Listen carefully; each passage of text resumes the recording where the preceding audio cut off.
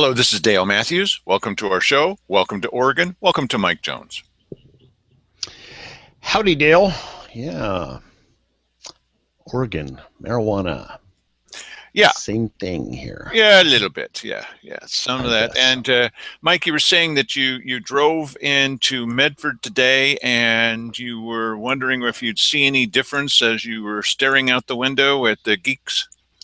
Yes. I mean, the Jackson County residents. Is there a difference? Geeks, yes. That's because it's just full of geeks. That's what that's what Medford, tech capital of Southern Oregon. No, I didn't notice anything different. I did see something that I'd never seen before. There was a billboard up on the side. I was going down Court Street.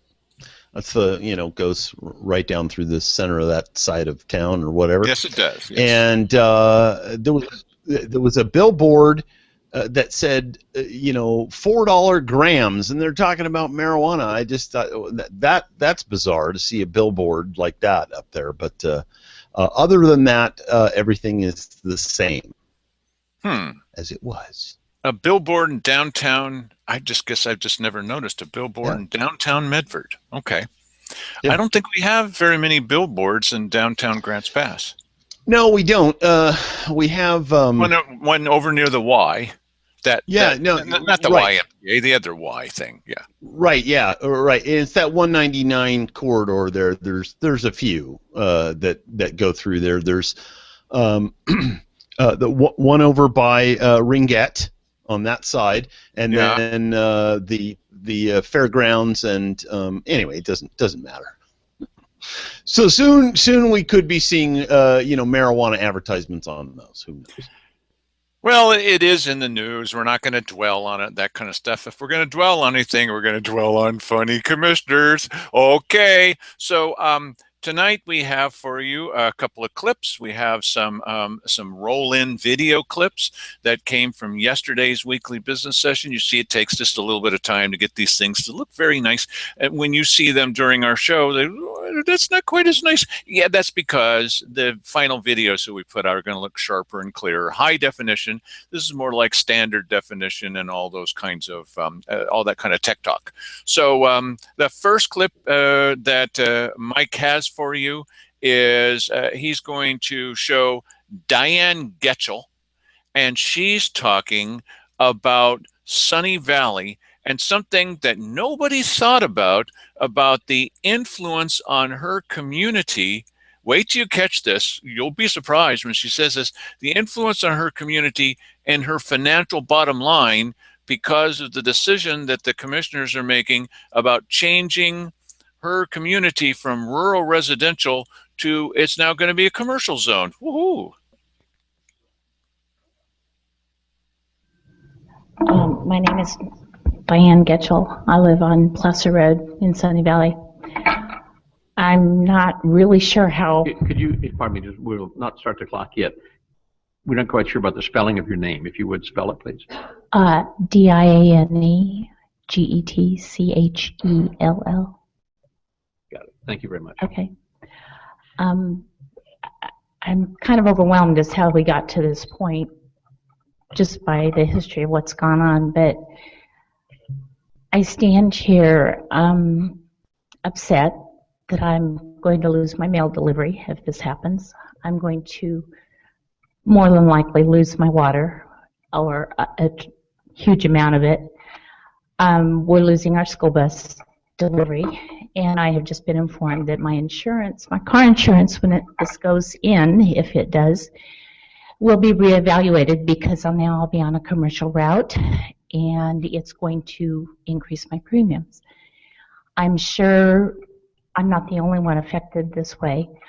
I feel like I've had a 3-minute say and a couple different opportunities at 3-minute increments for input, but there's never been a public vote. When 97% of the people that live in a community are against something, it should count. That should be our vote.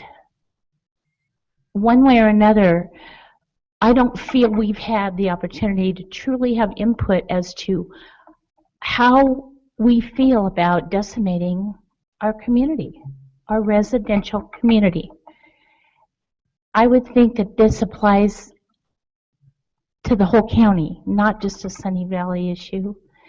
And I really implore you to think about the precedent this sets, because it means everybody that lives in an area that has a comprehensive plan to protect you and your way of life can arbitrarily or just subjectively cherry pick to amend to make something happen that isn't allowed because we've adopted a plan to protect us from it. I feel like my community is being sacrificed. And it's being sacrificed. It's not necessarily about Mr. Bluck. It's about anybody that would come in anywhere. And because they don't, it's set up not, or they don't have the right to do that, everybody seems to bend over backwards. Not everybody, a few bend over backwards to make that happen at the expense of so many. I'm somewhat baffled that we're even in this predicament. Thank you. Thank you.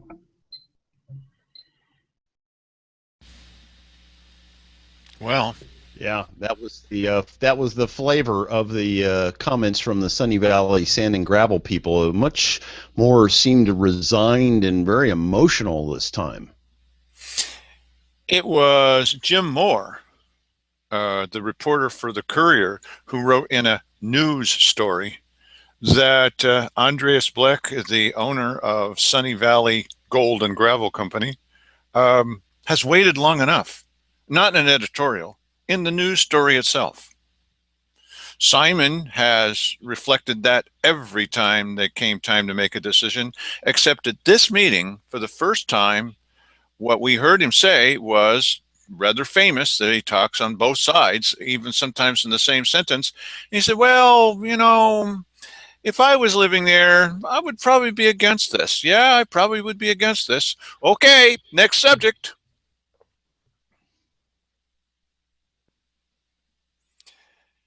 Anything to say about that, Mike? No, not really. I just that pretty well sums it up. I don't particularly know what to think about this whole situation out there. So I don't live out there. I don't know the proximity. I can't stand here and go, well, I see that that's over there and this is over there. So I really don't know about it. I think it's a bummer. I mean, if you're living there and this is going to be happening around you and it's every bit the nuisance that I've heard that is happening over there in Murphy, then certainly this is a god-awful thing to happen there. So, and unfortunately, it's not like bird feathers or something. It's gravel trucks. It's going to be noisy. It's going to definitely be dusty. It's going to use some kind of water. It's going to happen day and night, and it's a 30-year deal. 30 years. What happens to the values of their property, and how do you weigh the value of their property and people, you know, investing their lives in their property against the need for this individual to make a small fortune? well, you know, listen, it may be a good idea at some point for us to go out there and look at the site where this stuff is all going to take place so that people will have a better picture of that. Yeah, my guess would be that the people out there appreciate the attention. I haven't seen anyone else that's done that. Mike suggested. That's a good suggestion, Mike. Yeah, I And haven't they seen would it. welcome us. I'm surprised that it hasn't been on the news or something. You know, I mean, this is Yeah, what's up with not being on the news? My guess would be if Mike and I went there on the 4th of July, that everybody would invite us in and feed us at least. What? yes.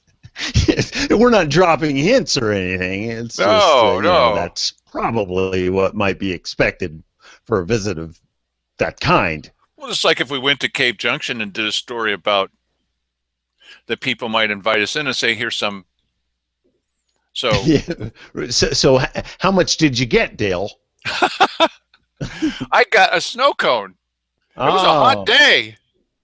Oh well, I'd take a snow cone anyway. That's good. I made one sacrifice for myself today. You might hear a little bit of a roar in the background of the air conditioner. I am not turning off my air conditioner today just so we have better audio. I know that's very selfish of me, but I'm not doing that.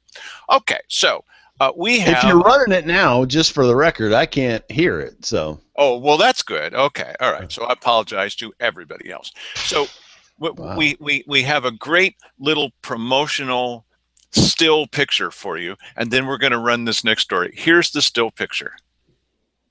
Yeah, and you can see that Judy is viciously attacking Keith Heck, and he is putting his hands up to ward off the attack. That's what's happening there. I would title this something like, on that picture, I would title that something like Brave Keith Heck deflects grandmother who gives him cookies and a gift for each board member. She look at the size of that, and that's just half of it. And she made up these things so I guess they could put them on the wall. Judy, they're not going to put them on the wall. Okay, he might eat the cookies, but he's not going to share them with the others. And all she's trying to do is go up there and give him this thing, which is about the Declaration of Independence. It's a very short little clip, but it's just delicious. And that even more than the cookies, in the way that it shows how Keith Heck is responding. The only thing she tried to do during this is just read just a little bit about what happened to the signers of the Declaration of Independence. And Keith just does not want her. I mean, she's trying to hand it through to the secretary. You can see it's not going into his lap. It's trying to go past him over to the secretary. But, well, let's play that video. This is amazing video.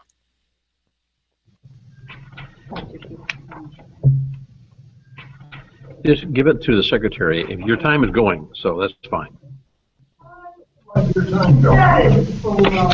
I'm sorry. If they don't know the way to the podium, that is not my fault. Just start and talk. Wow. What are you going to say? Wow. Judy Ahrens, residents of Josephine County. I just want to continue where. So we're gonna play that again, but I want you to pay attention to the idea. Remember in the first clip where the lady got up and she said, "My name is Diane Getchell," and Keith stopped her and he said, "We're not starting your time yet. We just want you to say your name again." Okay, this is little things to see. It forms a pattern. Oh, yeah. But this time, Judy is trying to give them, she just handed him cookies, and now she's trying to give them a little gift, but she's sliding it over to the secretary. He says, "Your time has already started." I couldn't help myself. I said, "What do you mean your time has already started?" And you can hear Sandy Castaneda, "Hey, that's baloney." She says, "Did I really say it that way?" Yeah. Let's play that one more time. It's just a little funny, stupid thing. Oh. Come on now. Just give it to the secretary. If your time is going, so that's fine. I'm sorry. If they don't know the way to the podium, that is not my fault. Just start and talk. What are you going to say? Wow. Judy Ahrens, residents of Josephine County. I just want to continue where. Is there some sort of a secret, the pamphlet when you become the chair that says, you just really need to be a jerk, and hey, whatever your idea of what a jerk is, just be yourself, and let that come out of you in all its glory. That's what you need to do if you're the chair. I'm assuming. One would have to assume, after watching this for several years and seeing this parade of jerkiness that's going on with these people, what an amazing phenomenon here. Is this absolute power corrupting absolutely? Well, it is an absolute power because it's not like they're God or something. But what an amazing thing that here's this lady. You could just say, "Oh, here, I'll take all those from you." She's and just he handed could just him go cookies and hand them over to the lady. I mean, She just gave him cookies. It's Now, not a big what is he deal. doing? It's so strange. Yes, it is bizarre. And so you Really, just say, really "Oh, strange. Judy, thank you," but you don't say your time has already started and all. See, it's not so much that this is the world's most important thing, but it's emblematic of a whole. It's just a disregard. She's trying to be nice. She's bringing you a little gift. Okay, maybe you don't want to hang it on your wall. Or, yeah, all right, whatever. But you just try to be just a little bit nicer to people. There's no need to jump down her throat. It's just not necessary to treat people this way. Just chill a little bit. Come on, it's the 4th of July. Yeah, silliness. So now we've got one more, and this one is, I don't know, some kind of guy that decided to get up there and talk a little bit about. You may recall that Cheryl Walker had told everybody what a good deal it would be to go see this film called Not in Our Town, and the film is a good film. Mike and I have both seen it, and it's a good film. But then the interesting part to me was the discussion that was going to take place afterwards, and how do we spur ourselves on to action? We're not going to stop Klan members in our town. We certainly must have some somewhere, but you don't see them marching downtown anymore in Grants Pass. They used to do that in Ashland. Yes, in Ashland, and then there aren't people who are stoning Jews in the street that we can see, and that kind of stuff either. More likely that this would stone Jews. Never mind. Okay, so there's some odd sounds in the background every once in a while. Is that you? It's beep beep. Oh, maybe it's someone contact me. I don't know. Anyway, the point is, Mike read aloud from an email that we'd received from a fellow that went down and took a look at this. And so here's some guy talking about something. Go ahead. Yeah, and I'll just apologize ahead of time because this was dreadful. This is one of my worst performances ever. But and I have a little bit more to add to this that should have been added when I did this here. So anyway, here it is. Mike Jones, Grants Pass. Last week, Cheryl Walker invited us to come and see a film, Not in Our Town. And by this account, because the scheduling of that made it impossible for us to attend, but we did have somebody go and attend and then report back on it. But by this account, it appears that whereas Not in Our Town is a valuable film for everybody to see, this is a political organizing operation, and which seeks to divide the county along political ideology lines. And so anyway, here's the account. I attended the screening of Not in Our Town, a nicely done documentary about how the community of Billings, Montana came together several decades ago to respond against bigots who were painting swastikas on the homes of Jewish residents, throwing rocks through windows, harassing Native American residents. It was a series of acts of violence and vandalism that incited a show of support for the victims by the community. After viewing the event, the organizers described their goal is to create an activist organization called Together for Josephine. Discussion was held regarding ways to pull together community leaders in Josephine County, especially church leaders, to preemptively address such problems here. Current problems that could be used as an inciting incident. Sure, there are occasional racists and bigots in the community, and the group recognize that this is human nature, but we don't have anything rising to the level of an actual threat that the community can rally against. And they also decided to invite people to come and protest Republicans and Joe Arpaio in a rally that he had up in Salem. So this is a community organizing political organization that looks to divide us, and I believe that they are probably objecting to the fact that recently we put down the levy at an even larger margin and want to somehow make inroads against those people who would do such a thing as pass the or not pass the levy. Yeah. It's dreadful, painful for me to watch that. But there is more to that. And, this is the kind of thing, it's odd because they're putting themselves in this organization together for Josephine. They're putting themselves in this, skin of being the organization that's going to try to help heal what's wrong with the community by pointing out the evil bigots. Well, in this particular case, the evil bigots are the people who decided they didn't want to pass the levy. Because you guys are what's wrong with this town. There was an addition to this letter. It says, I was somewhat bothered by the echoes of something Ms. Walker had suggested, that the political right are being painted as the targets that we must defend our community against.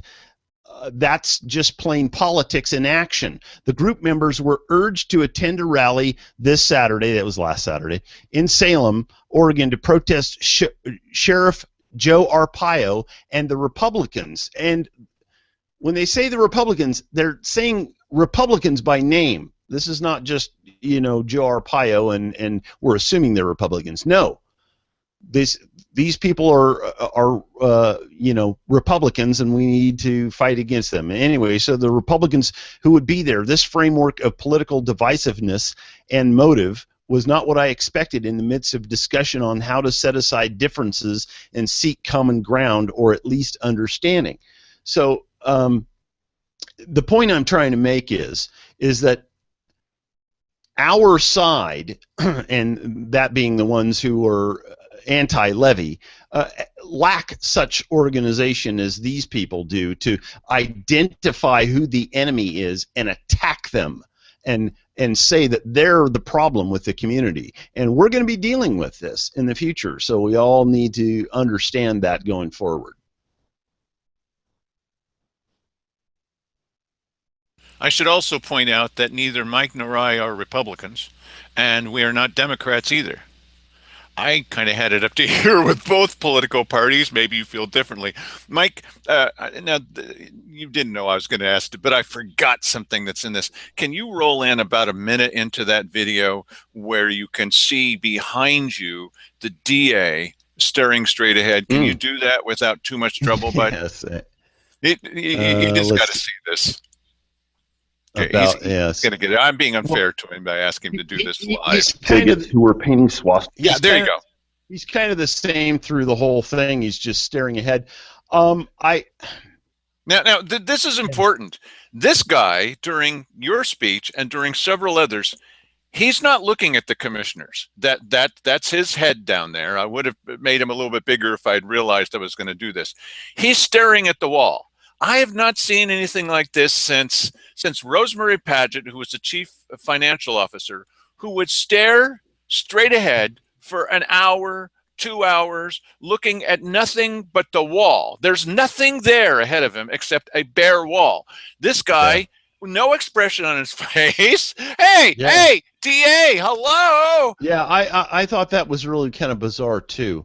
I don't really get that. But now there's another dot to connect here, because if you remember in the previous week, and you can always go back and look at that video where Cheryl Walker is talking about how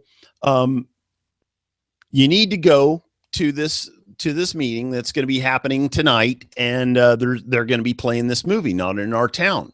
Then she goes and begins talking about how what we really have to fear, I'm paraphrasing here, is right-wingers and not Muslims, because you count up the number of Muslim incidents, it's a very low number. It was like 9. And then the right-wingers and their attacks are 350 a year.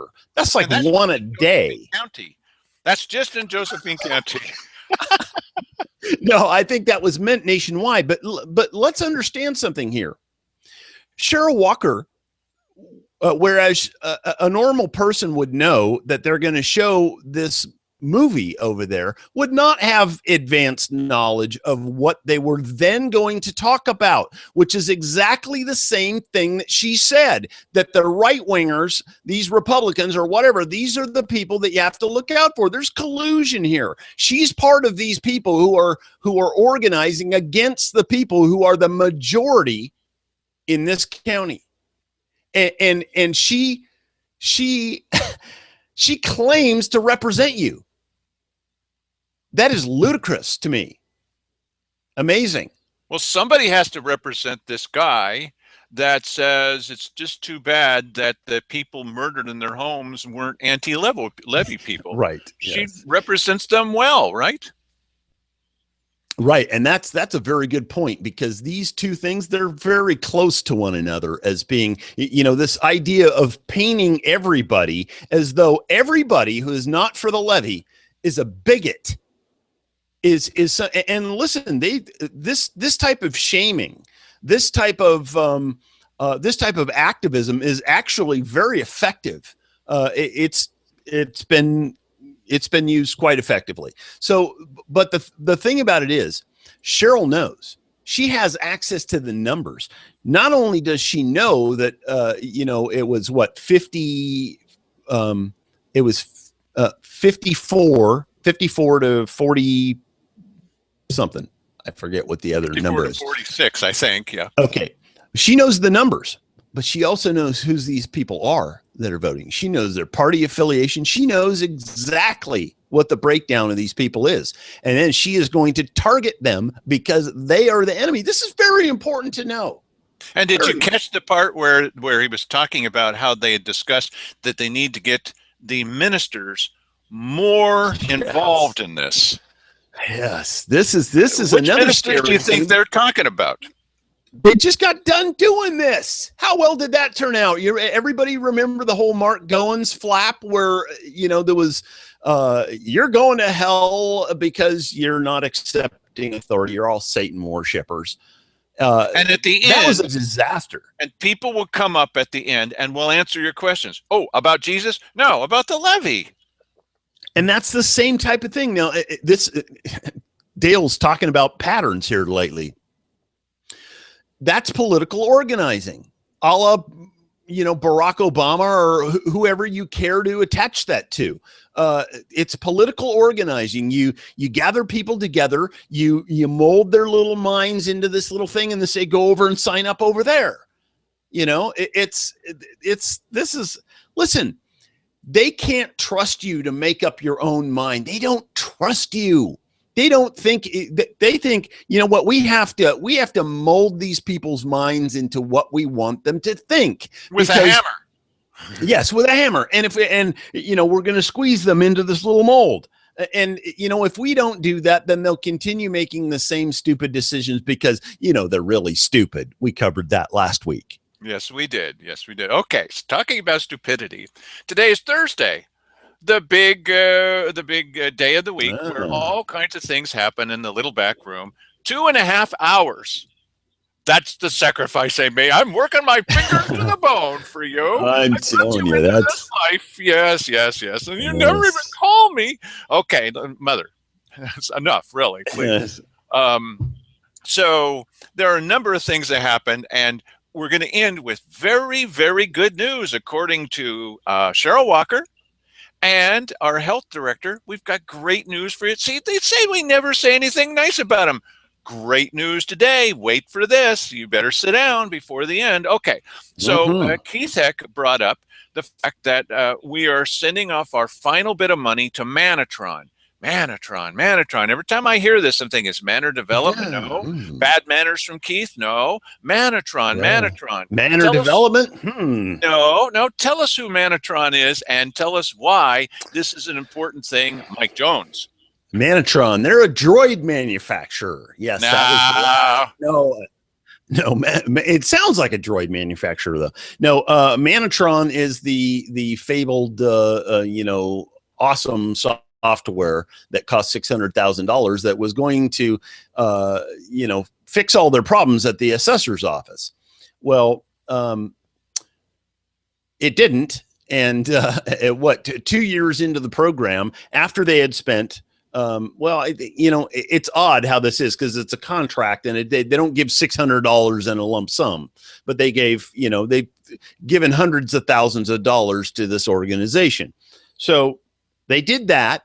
Then there was also a $60,000 a year maintenance contract. In other words, this gives support. If you're having problems with it, they log into your computers and they diddle around and fix your problems and give you advice and things like that to help you to work with this software. So that was 60 grand a year. So it's $600,000 price tag, $60,000 a year. Now, apparently, the $60,000 maintenance contract was not enough for them to be able to figure the software out. They were still having problems with it. They had to hire a guy, a full-time IT guy at, guess what, $60,000 a year to help to take care of this software. And then even after that, because he apparently couldn't fix their problems with this software, and it's a failure. So, that's hundreds of thousands of dollars out the door. And now one should be careful because they're probably looking right now, like Connie Roach is sitting at home, surfing the internet, trying to find some sort of replacement software for this. So we should beware because the next high price tag is coming soon, I would imagine. Maybe they even said today, maybe they'll go with the same company. But the news, yeah, they did. What should we expect from these? Oh, you're so hard on them, says Tony Webb. No, we're not. We're just telling you what they said. Does that sound smart to you? Okay, you're so hard on them. Okay, now look. Here's the bottom line from Keith Eck. Are you ready for this? Well, it really didn't cost us very much money. Oh, yes, says Cheryl Walker. We sure got off. Whew, that wasn't a lot of money. It wasn't a lot of money.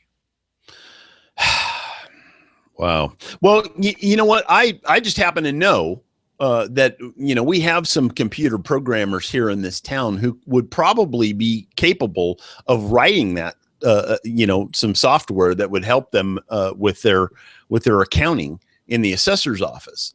And listen, you could put out a project to the high schools and, set them a high bar. Say, hey, listen, here's what we need this thing to do. And see if they could solve the problem for you. That's listen, you want to talk about economic development. Instead of spending your $600,000 somewhere else, why don't you spend half of that here? And get some, or I don't know, talk to other counties and find out something that is tried and true and buy that and use that instead. No, we're early adopters because we're swimming in bucks. Mm-hmm. Look at all the money that we've got to fill in potholes that don't exist. We're certainly not going to support the sheriff. Yeah, I mean, this is an issue because we are, we hear this. We hear this, a number of times a month here that we're hanging by our fingernails. We're on the edge of the fiscal cliff. We're falling off of the fiscal cliff. We have hit the brick wall. All of these things we have heard. So when is it do you start acting like that? Does a business that is hitting the wall, try to tread into new water on software no one's ever used before? That's going to cost over $500,000. Is that what they do? Not that I know of. You go find something that works. Go find something that's, hey, maybe inexpensive. Maybe cost would be a factor in there somewhere. Certainly, there are, thousands of counties. Are there thousands of counties? There's probably, there probably is thousands of counties in the United States. Certainly, somebody's using something that's economical and is tried and true and works. Well, they went to the authorities on this. They went to the top people they could find, the company they got it from, which was the company they were using. We were using their software, and now we're considering using them again. And certainly they must have filled the commissioners in, and Connie Roach, the assessor, who's running for office, by the way, in just a year, along with the county clerk who says that people who question government like this are morons. Now, who's the moron? That's the best way to end that story. Yes. Who is the moron now? Okay, all right. So, speaking of that, remember all the hullabaloo about, Simon Hare brought up it was an emergency. It needed to be done right away. Why I'm going to bring this up without putting it on the agenda at all, under matters from commissioners, not even that, under other. And we're going to need to have some kind of marijuana task force, but we're not going to tell anybody about it. And then, we outed them at the meeting. I did. And I said, when were we going to tell? Well, yeah, well, certainly we intended to. They never intended to tell anybody about it. They had already picked some of the people that they wanted on this marijuana task force. Well, it's got to be made up of people who are already against it. And they did. They already picked people who were totally against it, right? So, then they debated, well, should we really have somebody that's kind of, in favor of the cannabis industry? Well, yeah, probably we should have at least a couple of people, but everybody else, that's nice, okay? You might as well pick the mayor of Cave Junction, who is against it, the mayor of Grants Pass, who is against it, except he's probably going to profit from growing indoors anyway. So, all right, so we're going to mention it in a meeting. So they had a meeting where Simon wasn't there, and they said, well, there should be this many people here and this many people there, and here's the kind of tie they should wear, and this is what they should do, and here's the kind of attitude they should have. So it was really interesting when I went to today's meeting that Cheryl Walker announced, oh, that's over. There's not going to be any committee. Now, wait a minute. What? No, there's not going to be any. We don't have time for some kind of marijuana task force. Now, whether you like marijuana or not, it's not the point. Okay? There's no time for it. Now, this is very important. Slow down here. Just hear what I'm saying to you. Nobody was surprised. Nobody was surprised? No, Keith Eck wasn't surprised when she said that. Wally Hicks was not surprised. Simon Hare was not. It was Simon's suggestion. He wasn't surprised. Why was nobody surprised, Mike? What do you think? Well, I'm assuming that they talked about this somehow. Was there an executive session or something where this topic could have been discussed? Oh. Nope. Since the day before? No. Maybe they were talking on the phone or sending emails to one another. That's against the law. Well, and you know what? This again comes down to the one commissioner who is clean enough to be making a decision in this whole thing, because it's not like the marijuana task force doesn't have anything to do with hemp. Maybe it doesn't, but I think these two things affect one another. Yep. I mean, don't you have to maintain some sort of a buffer if you're going to grow hemp in this area? And I think they got their wish, apparently, according to Miss Walker here on, yesterday's weekly business session. She said that the letter that they had sent up to Salem about this, it was effective. They killed that. If you want to put up a buffer between you and corruption. Don't even look like you're breaking the law. Wouldn't that be better? Yes. And way to deal with these guys. You got to take them out of this position. Yeah.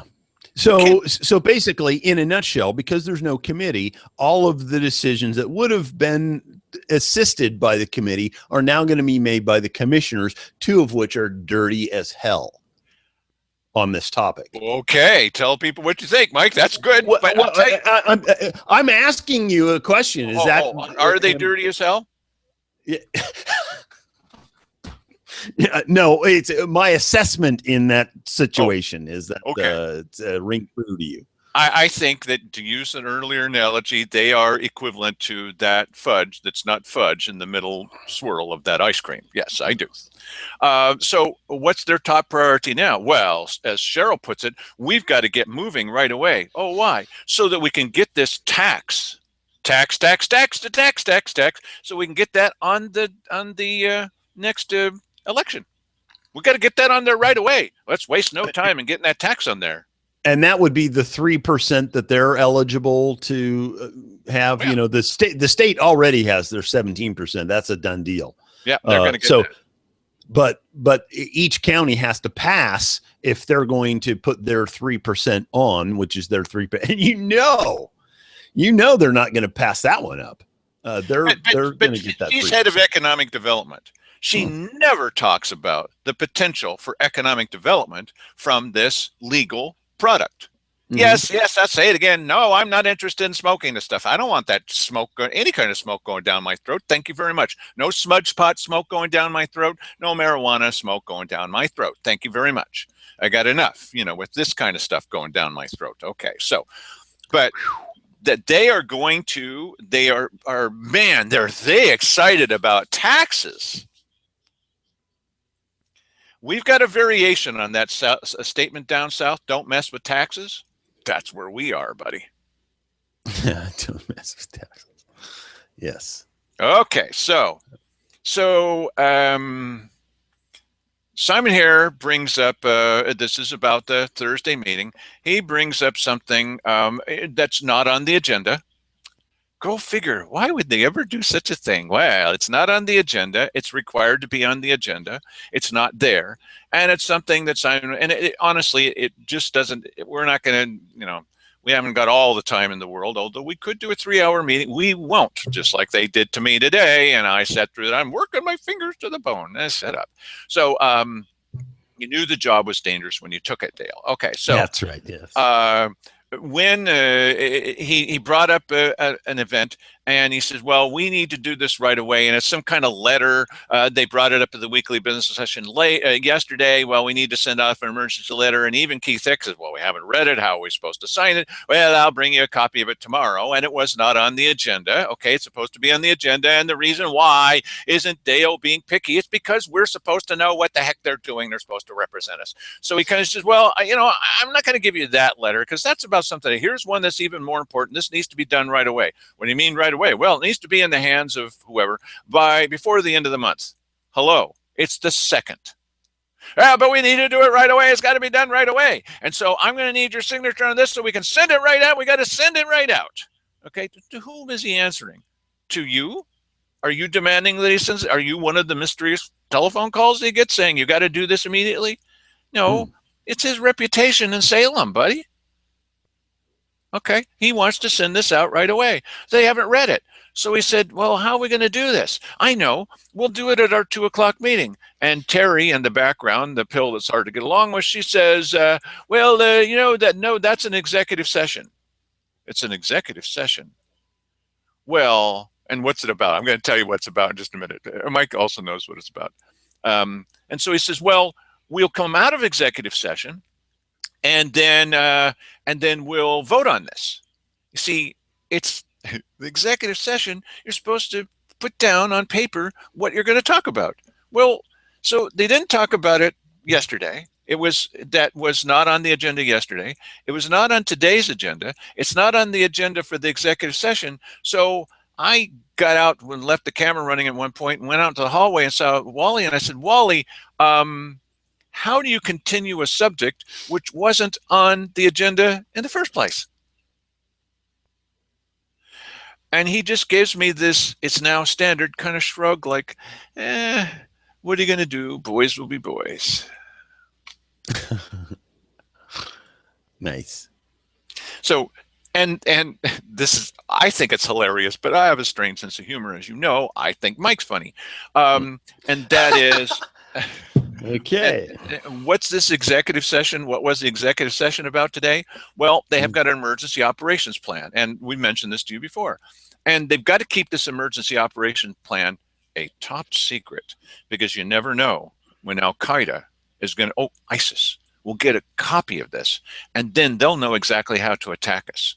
So what's this one about? Is it about foreign attackers? No. Is it about Republican rural conservatives that are going to attack us? No, not even that. No, this is about fire attacking us. So you need to keep it top secret in case the fire pages through the emergency operations plan. Aha! Here's where to attack. Yes, that's right. We have determined their weakness. Really? This is the compelling reason why it has to be top secret? Well, and listen, as we know, emergency plans can be a dangerous thing. So the fact that they want to hold this in executive session should be scary to people. They should want to know. They should be afraid of cameras, because cameras are dangerous things that could fall over and burst into flames. And then once those flames have your emergency operation plans in hand, then they can attack Cheryl Walker and set her on fire. Now, that's how you connect the dots, people. That's right. That's your pattern. You want a pattern? You got one now. Yes. So, so the emergency planner for the county is talking about how there's going to be this probably very, very good thing that when you're home and there's some kind of emergency, that there's going to be a recording kind of thing that will call you if you have a landline, not a cell phone, but a landline, and let you know there's an emergency and what to do about it. It will call everybody. Now, at first glance, you go, that sounds reasonable, and it almost certainly is reasonable, except I have an unlisted number. Why would I have an unlisted number? I do. Well, they have my number. I got your number too, Dale. How did they get my unlisted number? Who gave my county government my unlisted number? I mean, I'm not like afraid or anything, but what kind of deal? Where did they get my unlisted number? And who said it was okay to hand out my unlisted number to anybody? I don't want it going to advertisers. I don't want it going to Cheryl Walker. I don't like this in general, although, okay, you make a little sacrifice for safety, a little sacrifice here, a little sacrifice there, a little lack of privacy here. So you don't trust the authorities is what you're saying. I'm a Satan worshiper, as Mark Goins will point out. You must be. Right. But here's the thing. You should hand it out freely to any minister who's in favor of levy and any member of county government for any reason. Okay, all right. So let's don't be stupid and paranoid, Dale. Okay, I'll stop being paranoid. I can't help being stupid. Okay, so I go to Ginny Hall out in the hallway afterwards, and I say, it's certainly true that somebody at the state level is going to be interested in snapping up those numbers because well, they're going to say, well, we have an emergencies too, and we want your list of numbers. So have you already given them the numbers, or when do you think they're going to ask for them? She looks at me with that look like, you are a complete loon. Well, there's nobody in the state that would be interested in your numbers. Am I being paranoid? Yeah, I don't know. I'm pretty sure the state already has my number. I think that goes on. No, I'm not talking about the NSA. I mean our state government, right? Yes. Well, and yes, no, but my state government has it too because when you fill out a tax return, your phone number is on there. Tax return? Unfortunately. Yeah. There's taxes you need to pay in the state of Oregon? Yeah. Yeah. The state of Oregon has income taxes. Don't you know that? Note to self. Note to self. Pay all those years of back taxes. Oh my gosh. I'm kidding you. I'm kidding. Okay, but look, here's the point. Well, Mike knows the point. We talked about this a little bit before the show. Yes, we talked before the show. Get over it. Okay, so what has been the integrity of the state system just regarding the health plan here, as far as bad guys breaking in and grabbing up your social security number, your place of residence, your birth date, and now your telephone number? What's happened recently on that? Oh, well, listen, we've had a tremendous number of problems nationwide, but I believe that Cover Oregon was hacked big time. That's right. And, and if you were dumb enough to, go in there and sign up, sorry, then all of your information got compromised.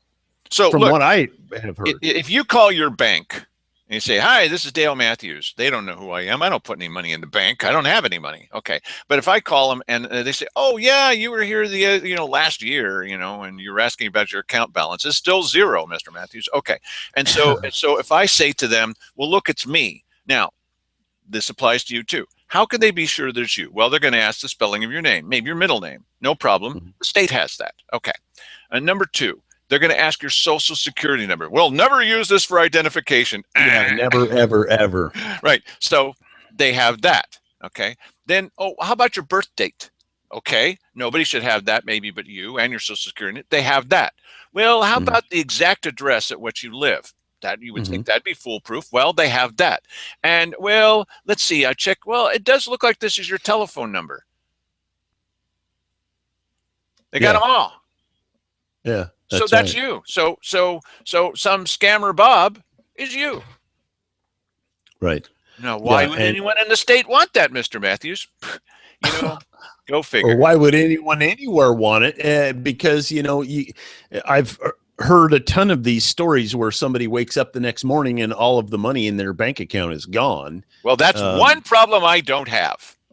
Yes. Because everything that I have is right here. This is it. And most of this is on loan. So he has, what he's saying is behind these things that you see in the foreground here are stacks of cash. Jeez.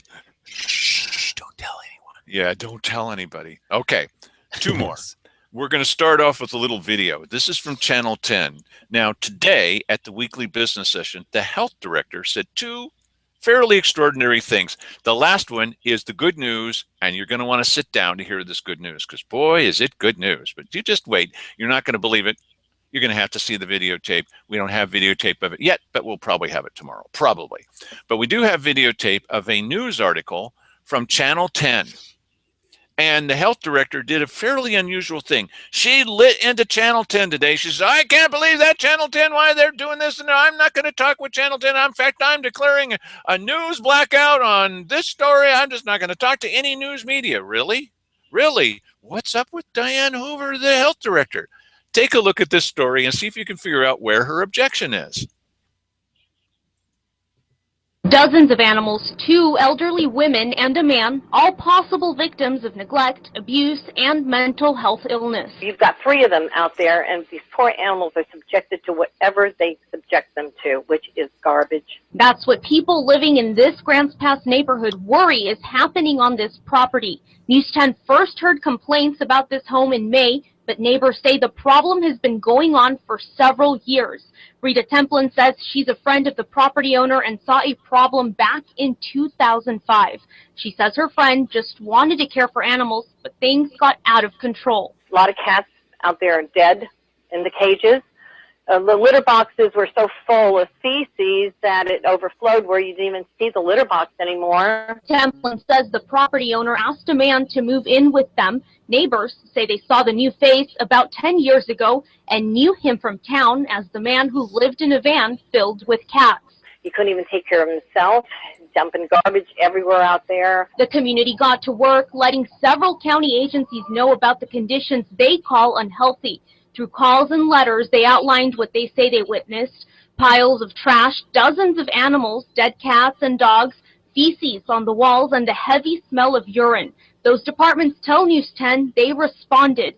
Neighbors agreed they saw animal control, public health, and the Department of Human Services make their way through here several times. Basically the same old stories, nothing much of anything. They said, oh, they got food and they got water. Only the ones that they wanted to see.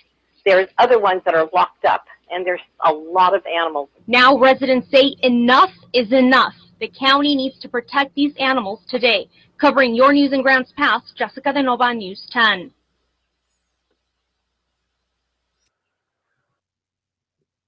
Okay. Oh, you're muted. One of the important things about this story is here's the guys putting on a gas mask because the smell of ammonia was so much it'd bowl you over. Okay. Yeah. So what was Diane Hoover's problem with this story? Well, Yeah. did you see the dates on those letters? One of them was from 2011. Yes, I did. Yes, they're smearing me. That's what they're doing. They're smearing feces on the wall too, but okay, all right. Yes. So she says, those poor elderly ladies over there, why they were totally unfair to them. What? Here's who was being totally unfair. The TV station was pointing out something that public health says they've been handling, but apparently they haven't been handling. She's declared a news blackout, at least for Channel 10 and maybe for the others, on this story. It's embarrassing to her. The ladies weren't identified. Well, they were looking from a neighbor and they were zooming in. Yeah, but you can't see the ladies at all. And keep in mind, this is not the one lady that was found guilty of hoarding and cats. And it's always about cats, isn't it? Okay, the internet's about cats. Okay, so this was more of an indictment of Diane Hoover and the health department of Josephine County than it was about you didn't see that, you saw squalid conditions and dead cats. Well, it wasn't as bad as they said. Dead cats? If there's dead cats, how can it not be as bad as they say? Well, we're going to handle this situation at long last. Diane Hoover was hot. I'd never seen, very rarely have I seen a county employee so hot, except maybe for Larry Graves, who was saying, go F yourself, F this, F that, I'm going to F you. Okay? Right. So here's Diane Hoover all worked up. Well, I'm not going to talk with the media. She didn't hear. They had to shoot from a neighbor's house. And before we get off of the topic of Channel 10, they are starting to do their job here in Josephine County again after a long absence. You haven't seen any of them. Now, all of a sudden, they're breaking stories left and right over here. They have a new news director. I just talked with a guy today. He says, oh, Dale Matthews, hello. Cool. You know, yeah, we need to know more about what's happening. Well, the problem with you, Mr. Matthews, is anybody who's watching this show is part of the problem why you're destroying our economic development here. I had all these economic development plans, Cheryl Walker, and then badcounty.com has blown them all to hell. Yeah, that's what we do. Yeah. Yep, that's what we do. Why, this is a wonderful place with wonderful rivers and wonderful trees. Absolutely. France is a wonderful country. It's just filled full of French people. Yes. Okay. Oh, you said something else. Shut up. Okay, so the last part here. Okay. You're not going to believe this. I don't believe it, and I was there. Okay? You're going to need to see the videotape. You just can't take my word for it. Mike, don't take my word for it. You're going to need to see the videotape yourself. Okay? So Diane Hoover ends up this whole thing, the health director. She says, I've got good news. And they're like, okay. And Keith Eck really looks happy. Good news. She says, yeah, as it turns out, the state has discovered that our infant mortality rate is higher than even they thought. And now all of our zip codes in this Josephine County are considered to be high infant mortality rate zip codes.